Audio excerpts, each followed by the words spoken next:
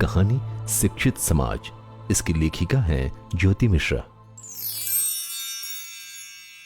पंडित दीनदयाल उपाध्याय शिक्षा संस्थान काशीपुर का प्रांगण अत्यंत खूबसूरत और मनोहारी था। ये शिक्षा संस्थान इस शहर के सबसे प्रसिद्ध शिक्षा संस्थानों में से एक है। हो भी क्यों ना, यहाँ से 12वीं उत्तीर्ण करने वाले अधिकांश विद्यार्थियों का चयन इंजीनियर, डॉक्टर, अध्यापक और बहुत से प्रतिष्ठित पदों पर अब तक होता आया है। परंतु इन सबसे ज्यादा महत्वपूर्ण बात यह है कि यहाँ के बहुत से विद्यार्थी साहित्य के क्षेत्र में प्रसिद्ध कवि और लेखक अब तक होते आए हैं। पंडित दीनदयाल उपाध्याय शिक्षा संस्थान के प्रधानाचार्य इसका श्रेय अपने संस्थान के हिंदी विषय के प्रवक्ता श्री हरिराम चतुर्वेदी जी को देते हैं। चतुर्वेदी जी एक कुशल प्रवक्ता होने के साथ साथ स्वयं एक प्रसिद्ध लेखक, कवि और वक्ता है। द्वितीय कलांश का घंटा लगते ही कक्षा में सभी विद्यार्थियों का जमघट लग जाता था।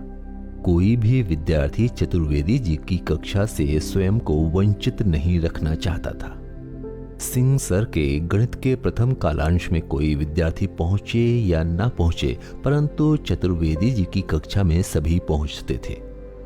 चतुर्वेदी जी पढ़ाते ही थे इतना अच्छा कि सभी विद्यार्थी मंत्रमुग्ध हो उन्हें सुनते जाते थे। और आज तो चतुर्वेदी जी अपने 2 हफ्तों के अवकाश के बाद विद्यालय आए हैं, तो कोई भी विद्यार्थी उनकी कक्षा कैसे छोड़ सकता था। सभी विद्यार्थी एक स्वर में बोल उठते हैं, good morning sir. Chaturvedi ji मुस्कुराते हुए कहते हैं, गुड मॉर्निंग, सिट डाउन बच्चों। बच्चों, अगले सप्ताह से आपकी अर्धवार्षिक परीक्षाएं प्रारंभ हो रही हैं, इसलिए आप सभी पूर्ण मनोयोग से परीक्षा की तैयारी प्रारंभ कर दीजिए, जिससे सभी विद्यार्थी परीक्षा में अच्छे अंक प्राप्त कर सके और बोर्ड परीक्षा के लिए आपकी तैयारी कितनी है इस बात का भी अनुमान लगा सके।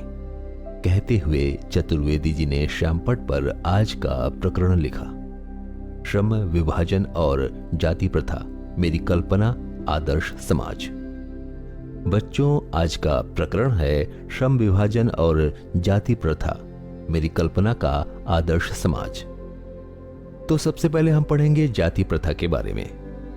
बच्चों, जाति प्रथा प्राचीन रूढ़वादी विचारधारा का एक ऐसा कीड़ा है जो नित्य निरंतर हमारे देश को खाए जा रहा है।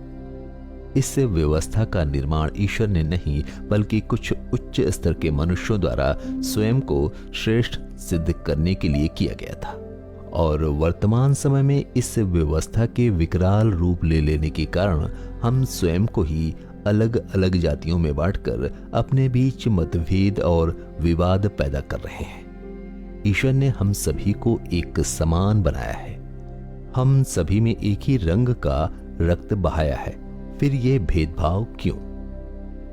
जब तक ये जाति प्रथा समाप्त नहीं होती तब तक हम एक आदर्श समाज की कल्पना नहीं कर सकते। इसलिए हम सभी को इसके लिए चतुर्वेदी जी बोल ही रहे थे कि छात्रों के पीछे की पंक्ति से एक हाथ ऊपर उठा दिखाई पड़ा। क्या पूछना चाहते हो योगेश? चतुर्वेदी ने पूछा। योगेश बोला, सर आपने बताया कि ये जाति प्रथा की व्यवस्था ईश्वर द्वारा नहीं बल्कि हम मनुष्यों द्वारा बनाई गई है। चतुर्वेदी जी बोले, हाँ बेटा बिल्कुल। तब योगेश बोला, सर आपने ये भी कहा कि हम सभी में एक ही रंग का रक्त बहता है, इसलिए हम सभी समान हुए। चतुर्वेदी जी बोले, हाँ बिल्कुल, हम सभी समान हैं। जब ईश्वर ने कोई ऊंच नीच का वर्गीकरण नहीं किया, फिर हम मनुष्यों को क्या अधिकार है ऐसा करने का? तब योगेश बोला, सर जब हम सब समान हैं, हमारे शरीर में बह रहे रक्त का रंग एक है, ईश्वर ने स्वयं हम सभी में कोई भेदभाव नहीं किया और हम सभी ये जानते हैं, आप ये जानते हैं, ये पूरा शिक्षित समाज इस बात को जानता है। फिर आपकी बेटी पूजा आत्महत्या करने को मजबूर क्यों हुई? क्या गलती थी उसकी सर?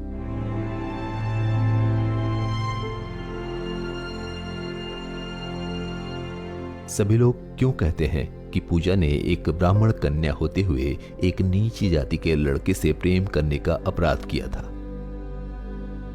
आपने और आपके इस शिक्षित समाज ने उसके प्रेम को स्वीकार करने से इनकार कर उसे पाप का नाम दे दिया, जिसके कारण पूजा ने आत्महत्या कर लिया।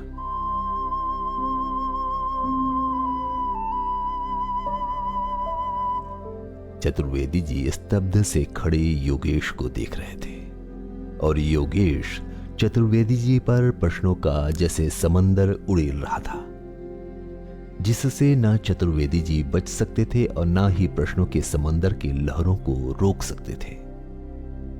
वे खामोश से खड़े योगेश को देखते रहे और योगेश का बोलना अनवरत जारी रहा। आप एक शिक्षक होने के साथ पूजा के पिता भी थे, क्यों नहीं अपनाया आपने उसे? सच्चाई जानते हुए भी आपने अपनी बेटी का साथ क्यों नहीं दिया? क्या वो गलत थी? योगेश के इस प्रश्न से पूरी कक्षा में सन्नाटा छा गया। अब तक स्तब्ध से खड़े चतुर्वेदी जी का सिर शर्म से झुक गया। उनकी आंखों से अश्रु बह निकले।